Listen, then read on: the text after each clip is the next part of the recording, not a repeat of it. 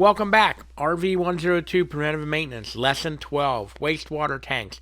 We're going to talk a little bit about the chemicals that you can use to put into your tanks. This is a very, very, very short lesson. Disclaimers. Standard disclaimer on all Amazon links. It helps support me continuing to author books and courses. You pay nothing extra by clicking on that affiliate link, but I do make a small commission on your purchase.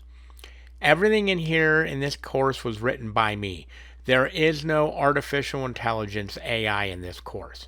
Any mistakes you find are truly mine and mine alone.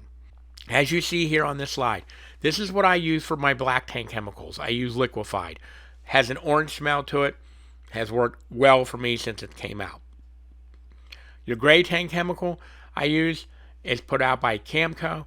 It is literally a gray water chemical that you pour right down your kitchen sink.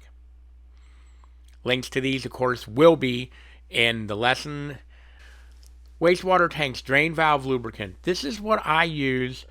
Normally during the season I may do it once, but normally when I'm going to do winterization time, the last thing I will do is drain out my tanks after I've done all the winterization aspect, and then I'll pour some of this drain valve lubricant down both the kitchen sink before I finish winterizing and down the toilet to help keep the drain valves somewhat lubricated. It helps when you're pushing and pulling on those handles, as well as it kind of helps protect them to keep them from drying out.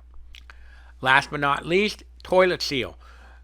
This is also done normally at the end of winterization. After I've flushed the toilet for the last time, I will pour some of this toilet seal right into the bottom of the toilet, and it sits there all winter. Its purpose is basically to preserve the seal in the toilet. It does not have petroleum-based products in it. You will hear people go, "Oh, you can just do this. You can pour some of that down." Anything that's petroleum-based, there's a good chance it will ruin that seal. So this is what I've used, and I've been using it in both RVs for 17 years, and I've never had a problem with it.